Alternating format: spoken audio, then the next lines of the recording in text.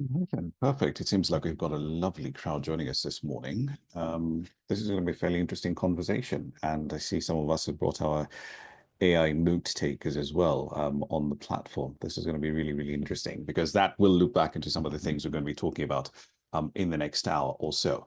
Good morning. Good morning, everyone. Thank you very much for carving time out of your busy schedules to join us this morning. We're going to be talking about something that's a bit interesting in the world of setting up enterprises and scaling exports, especially using Kenya as a launch hub in the region. My name is Ramanyang. I'm a business journalist based here in Nairobi, in Kenya. You can see some of my work on CGT in Africa and on Bloomberg as well. This webinar has been set up between the Two Rivers International Finance and Innovation Center and Mango Capital. And over the next hour or so, we're going to try and explore the benefits of setting up, right, in the special economic zone, what benefits it has for you as an enterprise, how it might help you potentially scale to reach new markets, not just in Africa, but around the world as well. Now, obviously, I'm not an expert in that particular matter, but we do have someone who's an expert in these issues, who's essentially on the cutting edge of setting up the first, I believe, privately owned special economic zone in this country that's hopefully going to help a lot of our businesses scale. That's Brenda Mathy. She's the CEO of TRIFIC. That's, of course, the acronym, as it were, for Two Rivers International Finance and Innovation Center. Brenda, I know you have an impressive CV and you bring a ton of interesting corporate experience, especially from GE, into this role. Perhaps you can start there. Tell us a little more about yourself and what an SEZ is. Thank you and good morning, everyone. It's a pleasure to be here. My name is Brenda Mbathi and I'm the CEO for Two Rivers International Finance and Innovation Center. That is so long, so we call ourselves TRIFIC. Indeed, we're a special economic zone. I want to say we're the first business services only, so bespoke to business services, special economic zone that's privately owned. There are many other special economic zones in Kenya, including many other privately owned special economic zones in Kenya that are mixed use or maybe bespoke to manufacturing. A little about myself. Yes, I've had not a linear career, and I wasn't aware that, Rama, you were going to ask me this question. So let me just start. Prior to joining TRIFIC SEZ, I was the president for GE East Africa, and that really looked at large industrial digital manufacturing in aviation, in power, in healthcare, and other digital infrastructure, so large infrastructure projects. And I think that set me up well for the role that I do today, which is in the special economic zone space. Special economic zones are still quite a new phenomenon here in Kenya, just because I guess not many people know about them, although we've had a platform set up by the government since 2015 through the Special Economic Zone Authority that has allowed for special economic zones to operate in the country. There are quite a few special economic zones in Kenya. As I've said before, the majority of them are publicly owned, so owned by the government, and then you do have the privately owned ones. The few privately owned ones, I would say only the more recent ones are the ones that are now opening themselves up for greater participation than just one sole entity. And the way that special economic zones work is they are designated geographical areas. So you sort of are created as an island within the country, I'd say, where we have access to strategic incentives and what I'd call business-friendly policies, which are aimed at attracting both domestic and foreign investment. But these zones do operate under distinct regulatory and fiscal frameworks. So we are under the regulator, the Special Economic Zone Authority, because it is this authority that offers incentives such as tax breaks, different customs procedures, and also different support to ourselves. They're here to boost industrialization, but more importantly, to boost job creation, and then hopefully to also look at export-orientated business growth. And I think currently for the government, the great focus is on job creation. As I mentioned before, that They act as hubs for maybe manufacturing, for logistics, for different service-based industries. Here at TRIFIC, we are known just for the business services. So we're really an office park. And it's very easy to get to us because we're within the Two Rivers ecosystem. And so we have great infrastructure here at Two Rivers International Finance and Innovation Center. I'd have to say that I think our infrastructure could be perhaps one of the better ones here in Kenya, because it's world-class infrastructure. It includes the largest installed solar plant, and I think even yesterday we came to the news stating that we're actually upgrading and upweighting the capacity of our solar power. We have a reverse osmosis water treatment plant that offers 2 million litres of water recycled back into the system. We're committed to keeping 30% of our space green. We have a lot of lifestyle amenities because we have one of the largest malls in East and Central Africa here at Two Rivers. We have pickleball, we have cinemas, a very luxurious cinemas as well. We have the largest Ferris wheel in East Africa. We have a water park, we have go-karting, and we also have residential units and a broad spectrum of residential units, from very high class residential units, deluxe, luxurious duplexes, to affordable housing. We also have a 178-room Holiday Inn, which is a 4-star hotel. So I think when you look at the amenities that you get within our ecosystem and access to great transport, there's 2 great roads at either end of the Two Rivers ecosystem. I think we're very well poised with our infrastructure, and we're located within the UN diplomatic zone. So the security within our zone is also very top-notch. And I think it's this sort of thing that makes special economic zones successful. It's important to ensure that you have the right infrastructure in place, and then you're able to offer the special services that come with a special economic zone to the public. And I think, you know, the incentives are what most people look at. There are lots of strategic incentives, but not only that, apart from being in a prime location with great infrastructure, we as TRIFIC offer what is known, and it could be something that is overused, but we truly keep using it. We offer a one-stop shop, regulatory business support to all entities that want to be domiciled within our zone. So that, with the world-class infrastructure, the lifestyle ecosystem, I would only encourage people to take a look at what we have to offer.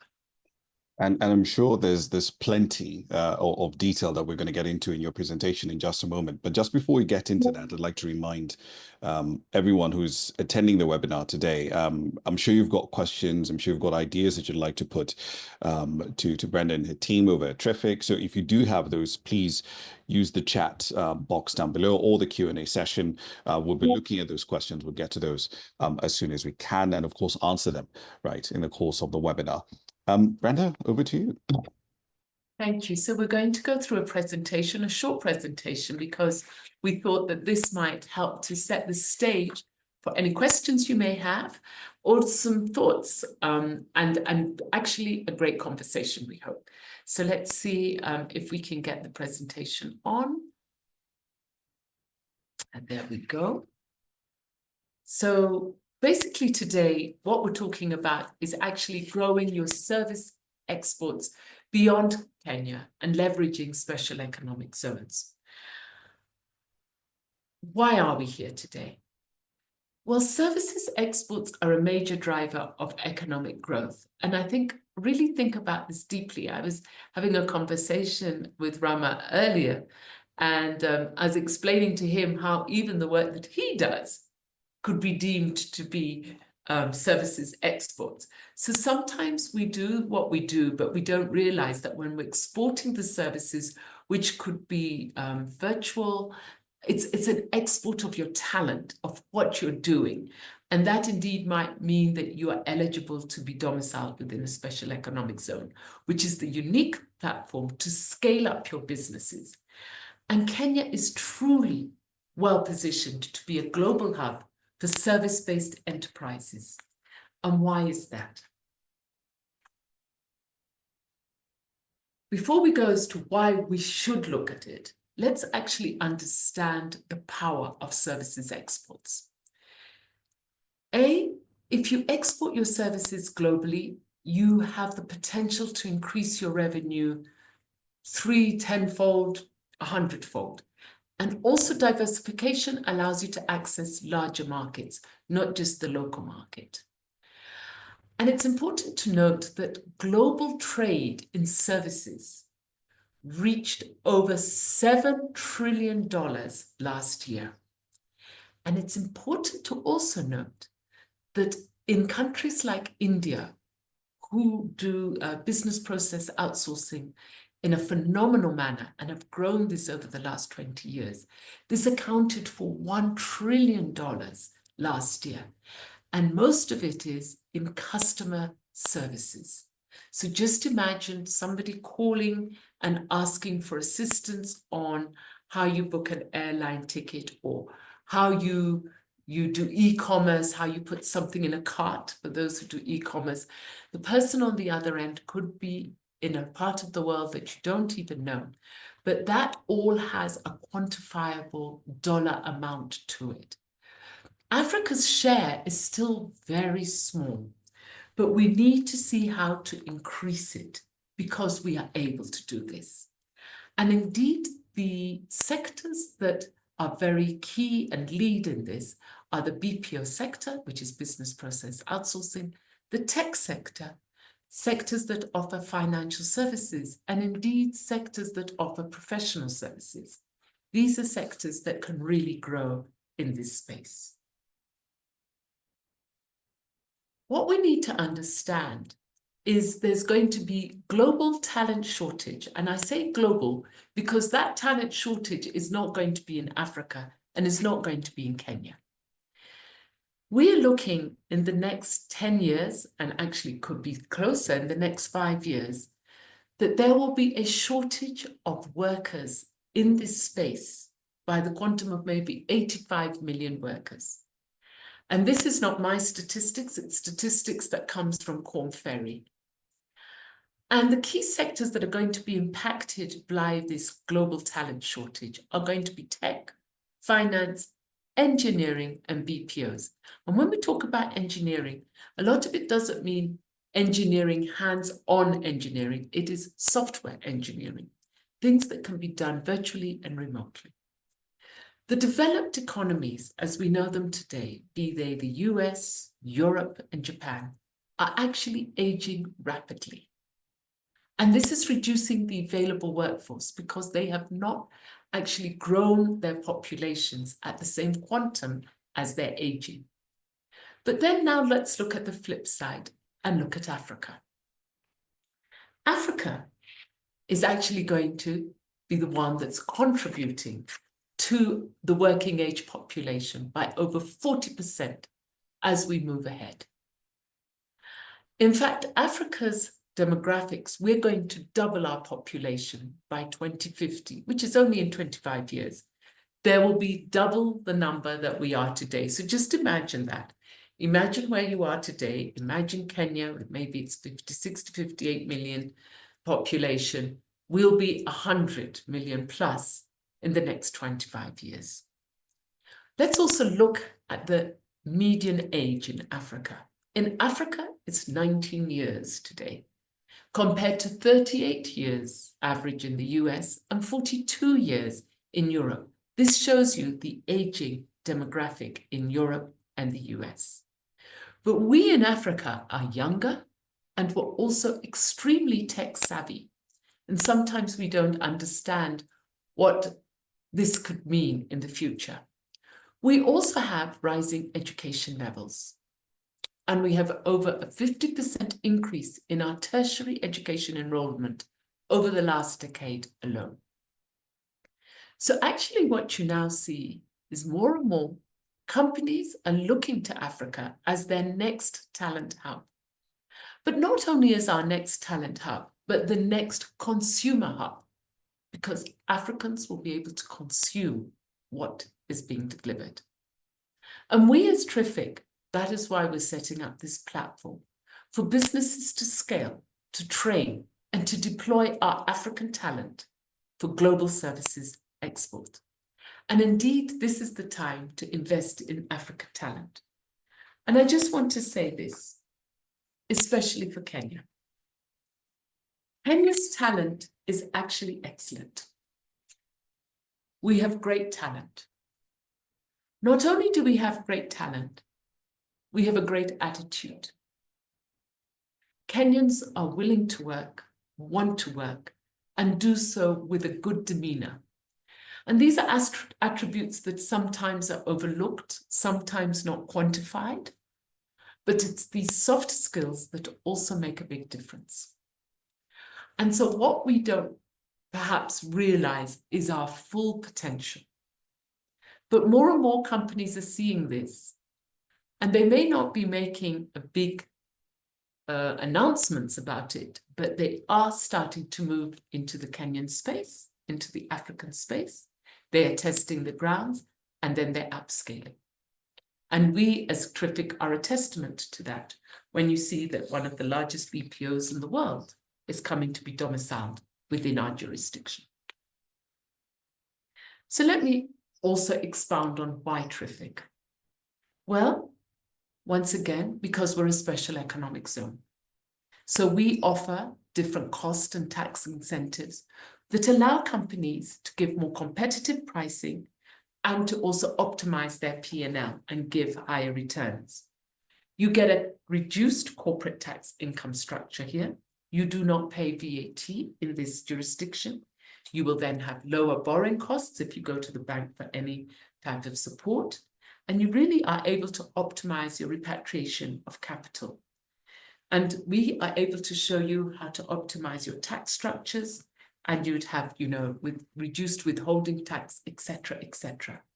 There are very many incentives that you get within our zone, and we would really invite people to reach out to us so we can explain it further. Once again, I say that we as TRIFIC, we're here to support different businesses to come and be operational within our zone. We have a one-stop regulatory framework, and we truly are the interface between the customer who wants to be domiciled in our zone and any of the regulatory bodies.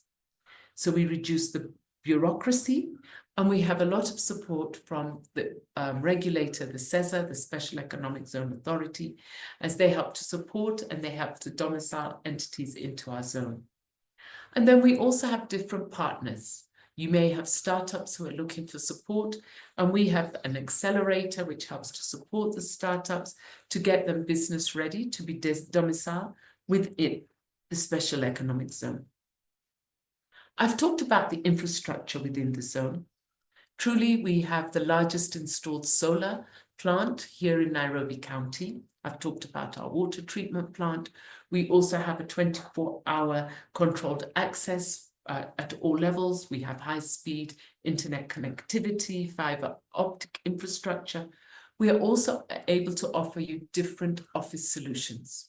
Plug and play, where you can just come and set up, or we can help to fit out the office of your dreams, how you would like to be set up as an office. Once again, I've told you that we are very strategically located within the UN diplomatic zone here within Two Rivers. And because when you come here, you will meet a lot of like-minded businesses, and the network is truly amazing, and we help to facilitate that. I just want to expound again. One thing that entities need to consider within a special economic zone is you truly get good incentives. The government has gone out of its way to tailor different incentives for you when you're domiciled within an SEZ. You have zero capital gains tax. You have VAT exemptions on any intercompany services, reduced withholding tax, profit repatriation, there's no taxes. And so basically, when you look at how you're set up with the reduced corporate tax rates, no capital gains tax, no VAT, etc., you truly can model your business and optimize it at all levels. The world-class infrastructure. We hold your hand, we get you domiciled in the way that you would wish within our office operations and within our tower. Currently, it's the North Tower, and we're expanding. We give you business support. We are there to act between you and all the regulation, all the registration. We have financial benefits calculators that we give you so that you can see for yourself how you will improve your P&L by being domiciled in an SEZ. We show you how best to be structured within an SEZ, and we walk this journey with you until you're fully licensed and domiciled. So we are here to really ensure that becoming part of an SEZ is done in the smoother way as possible. That's why we want to showcase what we have to offer, because we think the more and more we try and make people aware. I ask people, the worst thing that can happen is you don't try, you don't reach out. But the best thing that can happen is that it actually works for you. And I truly want to invite people to come and visit us at TRIFIC, to see what is happening in our zone, in our North Tower, to actually meet customers who are already domiciled here and hear from them firsthand about their experience. And so finally, I want to just also say that there are different models and different structures, companies who can look to be domiciled within a business services SEZ.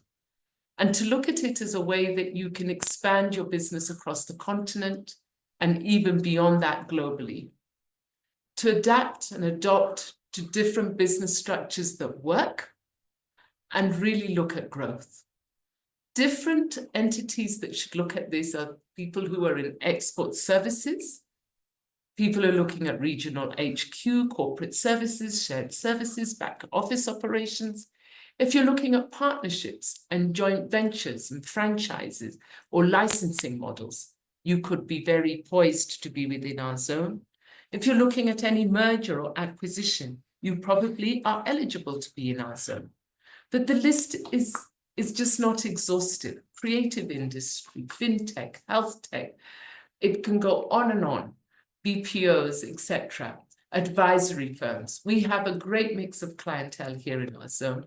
And I'd like to invite, once again, for anybody on this call or those that they know, to join us or to at least have a visit or to call us. And let's see if you're eligible to be within the zone. I have to put that caveat there. You must be eligible to work within a special economic zone. You need to have the movement of capital across international borders. And truly, we look at you and make sure that you're eligible before we take you through the regulatory process. I think that's probably it, Rama. I just want to say we have a ready platform to offer to businesses. The future of business is borderless. And I would truly like people to consider and to discover what we can offer at TRIFIC. Indeed. We're going to get into the questions in just a moment. A quick correction on my part. I initially said you should put your questions into the chat. No, actually put them into the Q&A button right at the bottom of your screen. It should be the 1, 2, 3. It should be the fifth one from the left. And we'll certainly get to those at the moment. We're already seeing a couple of questions that have come in at the moment, and those will make for some fairly interesting discussions. In fact, I actually should just get right into them. So, Brenda, one question here from Christine, because we've gone through the tax benefits, right, of setting up in a special economic zone. You're not dealing with VAT, you're not dealing with corporate gains, capital gains tax. You're looking at a much lower corporate income tax rate, 10% for the first 10 years, then 15% for the next 10 years thereafter. Compare that to the 30% that the rest of us are paying out here. That's a pretty significant cut. But the question that Christine Sitawa here asks is, does this tax incentive then apply to employees within the economic zone? Do they get individual tax breaks, or is it just restricted to the business as an entity? Hi, Christine, and thanks for that question. The tax breaks are to the corporate. Everybody in the zone pays the PAYE at the same level. It doesn't support you as an individual. It's the one tax that, and it will maybe flow into the next question that I know is going to come up because I've had a quick sneak at the Q&A chat.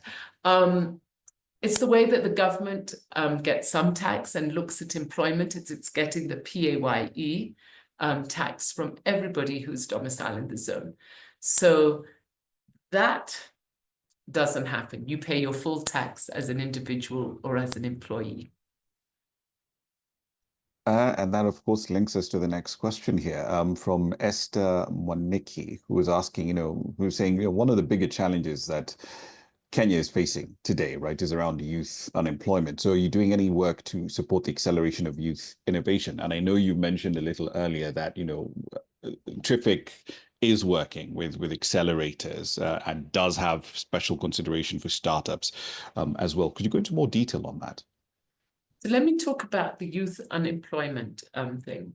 So one of our customers, as I said, one of our clients that's coming in to be domiciled, and it has been in the news, so it's public information, is one of the largest BPOs in the world. And they will be Teleperformance. Yes, Teleperformance. And they aim to employ 5,000 people. So therein lies, that they are doing their part, and every entity within the special economic zone, one thing that the regulator does look at is what are the employment creation conditions that you're looking at as they give the incentives to each entity. So I think it is important that everybody looks at it as, yes, you're getting incentives, but are you looking at employment creation? So that's very key, and we understand why it is, and we support the government in that. So yes, we look at every entity that comes in, and it can be direct or indirect, but it's very important that employment creation is a consideration of the entity. When it comes to Accelerator, we have a shared service office space here at TRIFIC. And so what we do is we have different events where we give educational talks, and there's events. There was the COSA event in October last year, which was an Africa fund. And they did a lot over 1 week, supporting different accelerators, giving them different classes on how to scale up and different classes for startups on how to get them business ready. So I would just say to look out for that information. It comes through on our website when we have these sort of events, and we look to curate more and more with different partners and see, how to make it happen. We support entities, be they Tech Safari, etc., as they go out and do their own events, and we support them in their ecosystem to see how we can create more opportunities for different startups and scale-ups into the country, and then hopefully for them to see the opportunities to be domiciled within a special economic zone like ourselves. And then give them the linkage to the funders. So when there was the accelerator, there was the COSA fund, and so they were here and listening and offering support to the different entities. Yes. So just before we started, I'm going to snitch a little on our conversation before the webinar started to our audience here. We were speaking about something that you mentioned in your presentation. Would qualify, right, to set up in an SEZ, because that clarity, I think, is especially important in setting the guidelines on, okay, these are the sort of businesses we'd like, and this is the structure that you'd need, right, to essentially be able to make the most of the advantages that come with an SEZ, but also legally to qualify. So can you go into a bit more detail on that? Because when you say export-oriented businesses in the services sector, are we only looking at it in the sense of capital coming into the country, or is it both capital coming in and going out? So you just need to showcase movement of capital across international markets. So it needs to move both in and out. So it can come in, it can come out. Hopefully it's coming in and out, continuously, not just a one-off. And you need to have a services-orientated business scope. If you're in manufacturing or logistics, there are other SEZs where you can go and be domiciled with the same rules and regulations, and it will be perfect for you. For instance, there's a new SEZ in Kilifi under the Vipingo development zone, and for manufacturing, ideal, and it's near a port.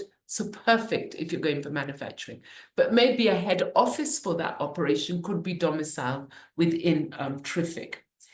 It's important to note that many people do work virtually or across the country, outside of the country, and we were having that conversation, where it's the export of your service, the export of your talent, and you don't even realize that you're doing a service for somebody who's outside, and you may even be charging in dollars, etc. That's an export of services. And as I said, the lists aren't exhaustive, but you could have e-commerce solutions, you could have agri-tech, health tech, telemedicine, private equity investment funds, because that's movement of capital into the market, microfinance, wealth management, corporate headquarters, renewable energy, farm tech, health tech, it's very broad. Shared services, if you have an office that's got a back office operation that's operating beyond Kenya, then these are the entities that definitely can look to be domiciled. Professional advisory services, if anybody's giving advice, management consulting, investment and financial advisory, human resource management consulting, any sustainability and impact consulting, you could be doing it across the border or for an entity that is registered outside of Kenya, and so you have that movement of your expertise, and then you can look, that's the service that we're talking about.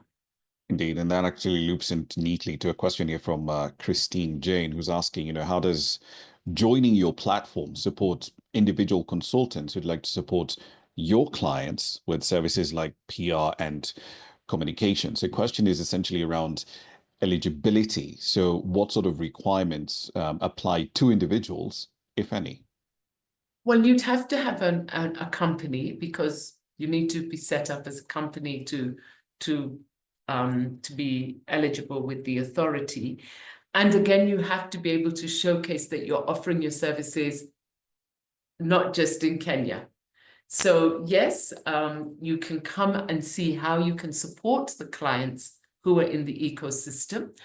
And we encourage people to come and do that, but truly make sure that you are able to showcase that, because you'd have to showcase that for you to be licensed. But once you have that sort of opportunity, then we're very happy to walk that journey with you.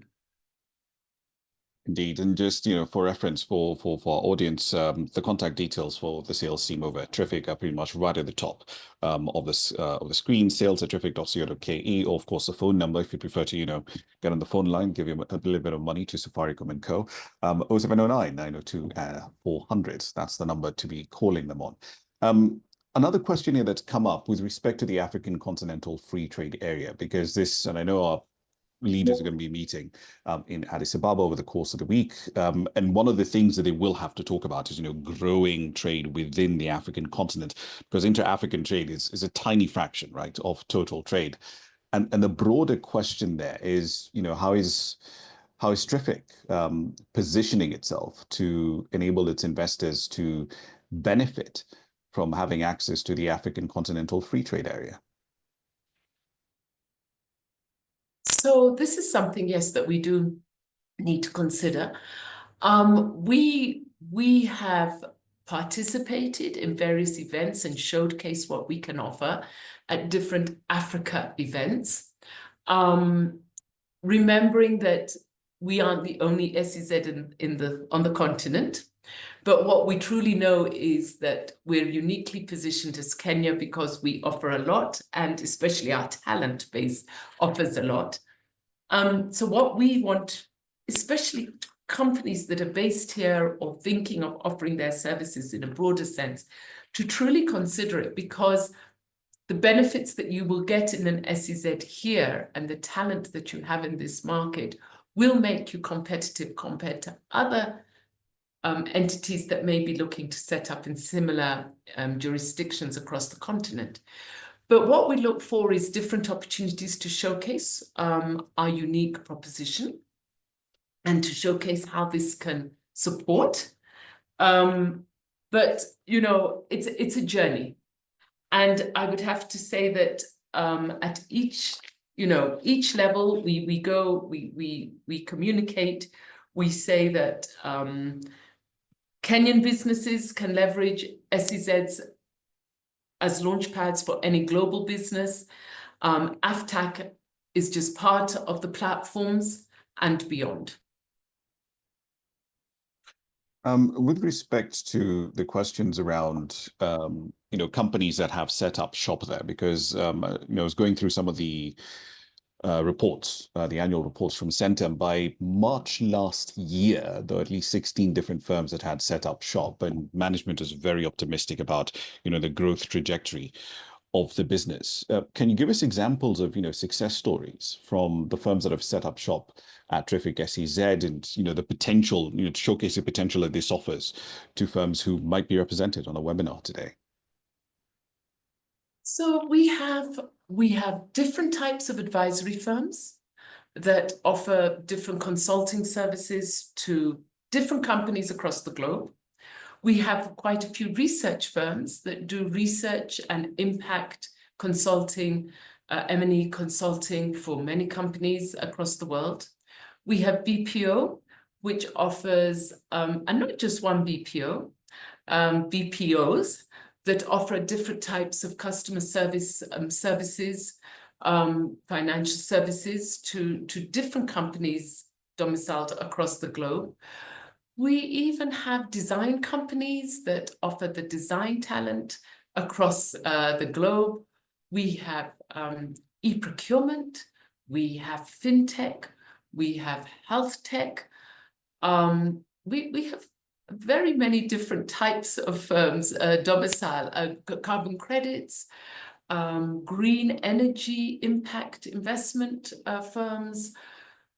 So there's a very good mix of firms, I would say, that across here. When I talk about advisory, different advisory firms advising on very different types of things, on healthcare and life sciences, financial services, etc. And there's still a lot of room for more.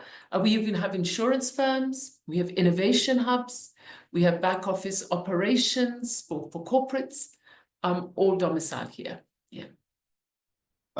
Cynthia and Jerry has a question here that I'd like us to tackle.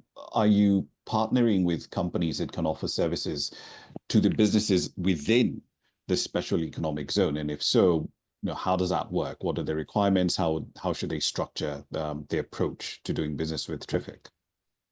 I think I'd need to know a little more from Cynthia as to what exactly she means by partnering and what she actually does. So I would advise Cynthia to reach out to us and to come and have a session with us so we can see what she's actually looking at, and see whether there is a scope for her to be able to partner.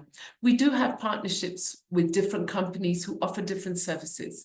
Again, it's dependent on the client need, on what our clients need here. So we encourage people, if you have a service that you think would be beneficial to our clients, we invite you to come and see us. We have networking events, and we would love to invite people to come and to be part of those, and to even maybe have an opportunity to showcase what they do and what they can do to our audience. Yeah. Indeed. One more question that's come in, although this isn't on the chat side of things. Kenya has a relatively strong fintech industry. This person's asking, this is Raymond Chepkoni, he's part of the audience that we have at the moment.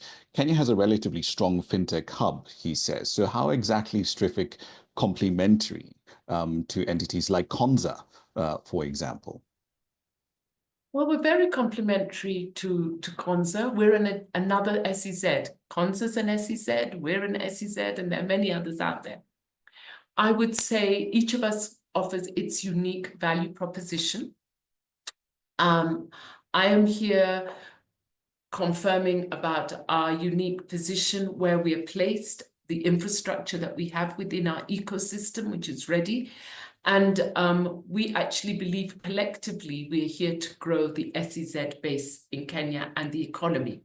So that's how we're complementary. We support Conza, they support us. In fact, if we have any customers who we think would be more well placed in Conza, we always refer them. And so I think that the SEZ fraternity in Kenya, we're very complementary to one another, and we work as collaboratively as we can. Yeah.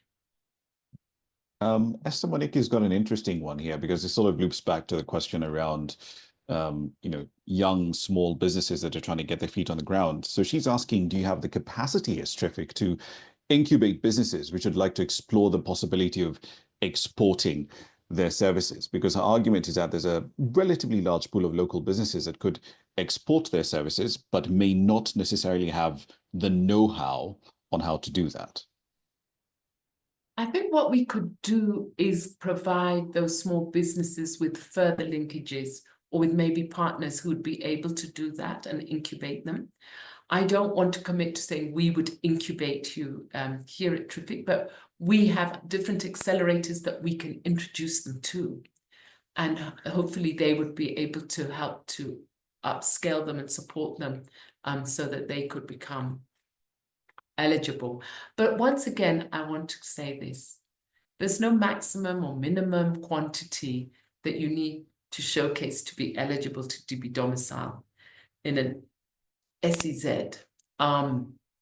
Yes, for sure, you'd have to be able to afford to be domiciled here. But I think if you come and reach out to us and show us what you're doing and see, you might be pleasantly surprised at the entry level into an SEZ. It's not that prohibitive, and see if it's something that you can try. So I would tell Esther, if there's something in particular that she's thinking of, to please reach out to us and let's see, and let's at least have that conversation. Indeed, and of course, as usual, all the contact details are pretty much right at the top of the screens. With respect to applications, because you've made this interesting pitch that, look, these are the tax incentives you get if you set up in TRIFIC. This is the infrastructure environment that we have, and it looks fantastic. But what sort of challenges have you encountered so far, right, in the businesses that are trying to set up in the SEZ during the application processes?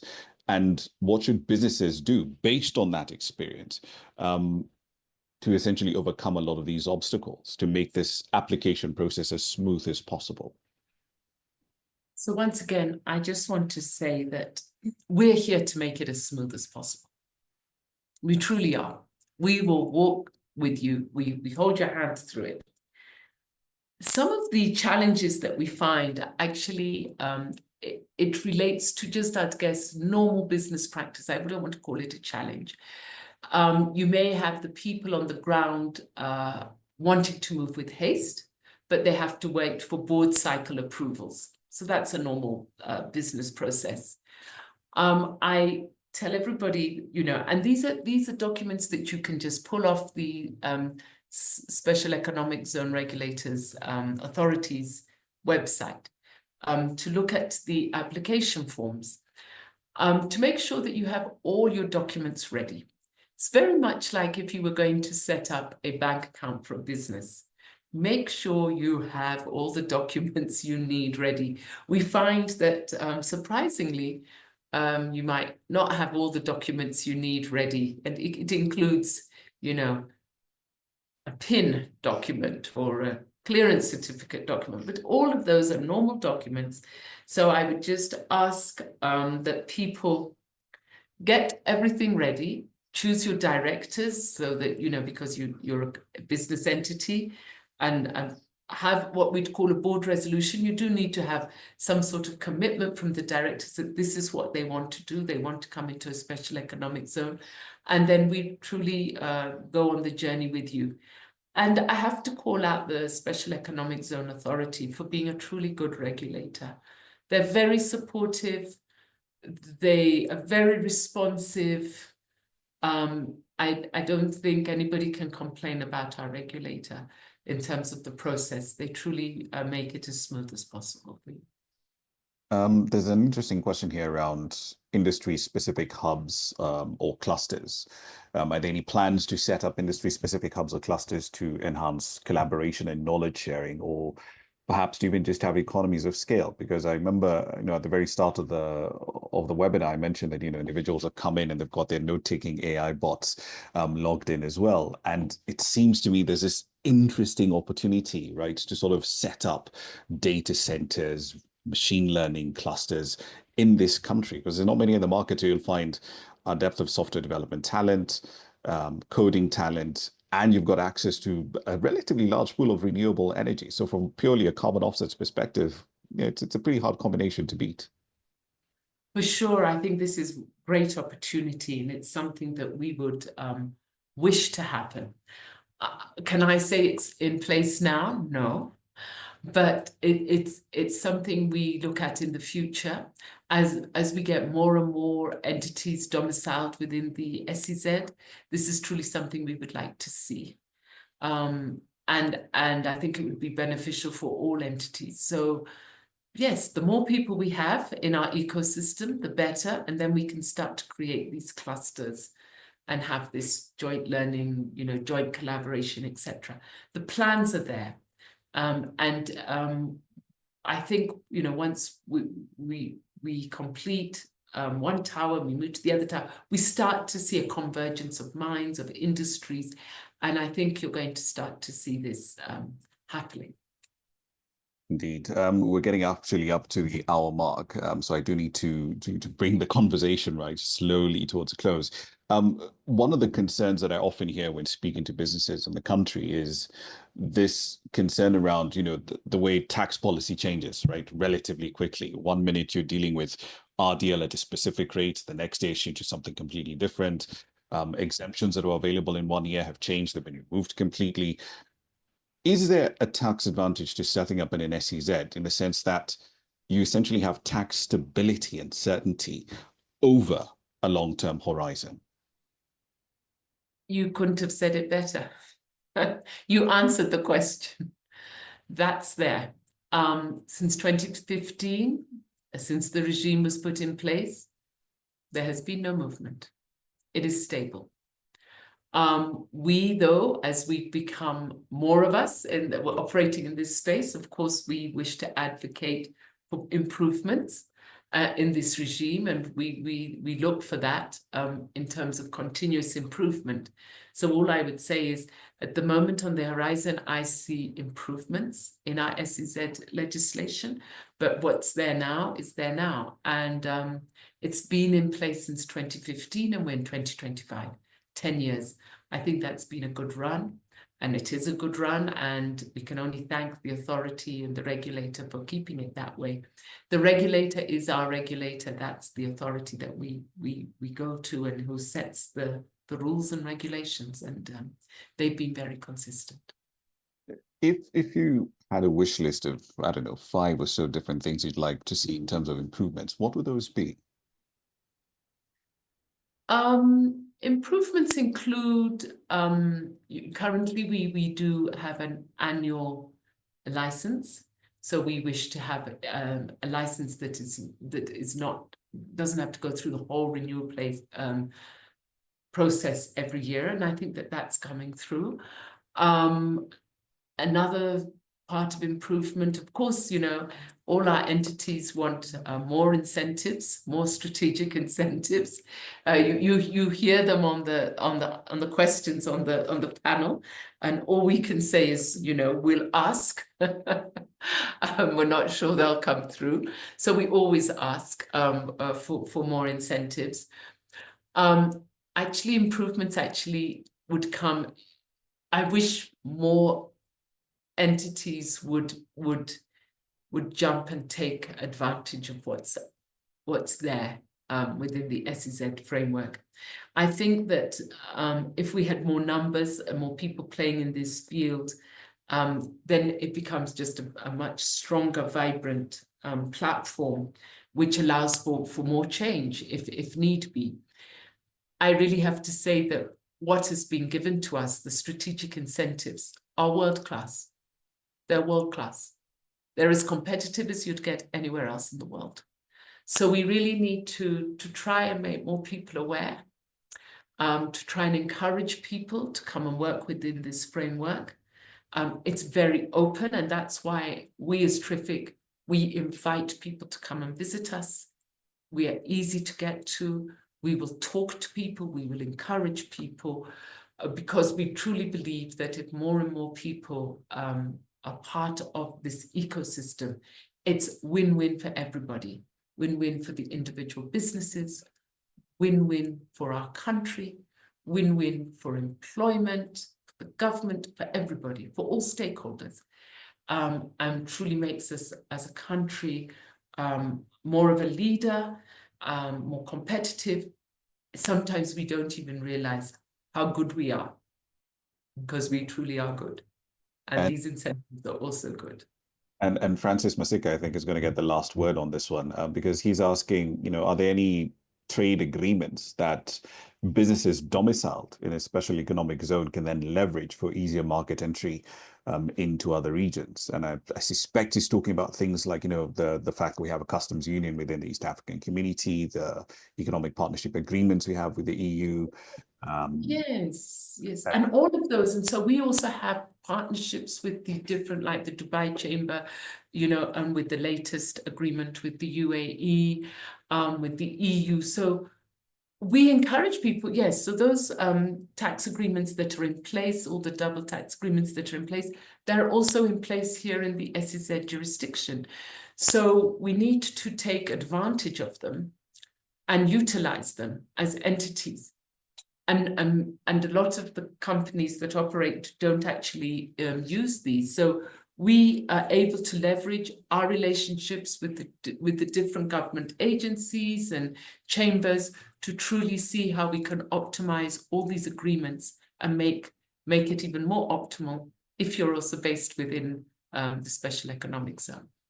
Indeed. And to your question, Francis, early in the week, the cabinet actually approved the DTA with Singapore. So hopefully, once that goes to Parliament, getting that passed through, it should essentially open the doors, hopefully, for entities that want to do business in the Far East as well. So that might be fairly interesting if you have, of course, a business that's domiciled in a special economic zone. Brenda, we've come to around the 60-70 minute mark. So I'd like to bring the session to a close, but I'm going to give you an opportunity to give us your closing thoughts.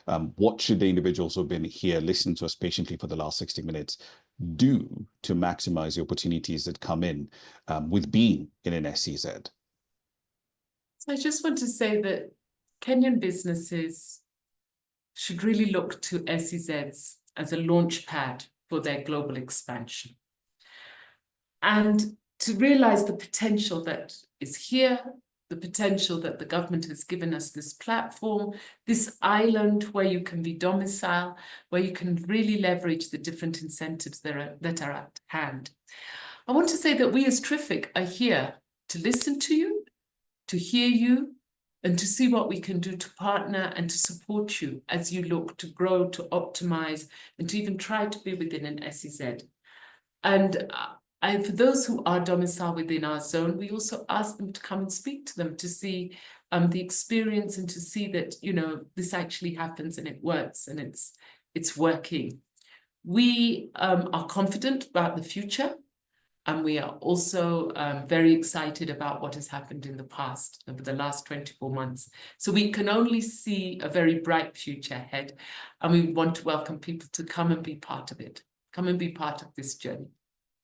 Indeed, and we're seeing actually some interesting commentary here where individuals are saying they will come and talk to you in order to essentially sort of do the groundwork to actually build that ecosystem that will essentially nurture this wave of export-oriented businesses that we're trying to build, at least in our little corner of East Africa.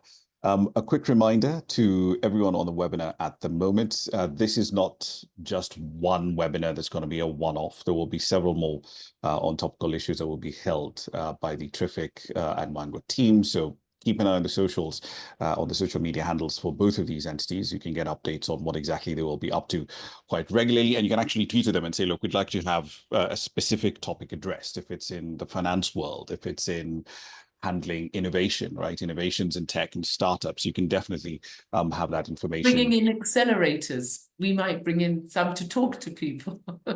Absolutely. So the team's open to feedback. We'd like to hear from you what you'd like us to cover in the next series of webinars in the course of the year, in the course of the quarter. So please, by all means, don't be shy. Reach out to us. Brenda and the team over at TRIFIC, thank you very much for your time this morning. Appreciate it. This webinar, of course, will be made available. There'll be a recording of this that will be put up on TRIFIC's page on YouTube. So check them out, youtube.com/TRIFIC. So check them out there. You can, of course, share this replay with people who missed it a little earlier. And yeah, thank you very much for your time and attention, and have a lovely, lovely day. Thank you.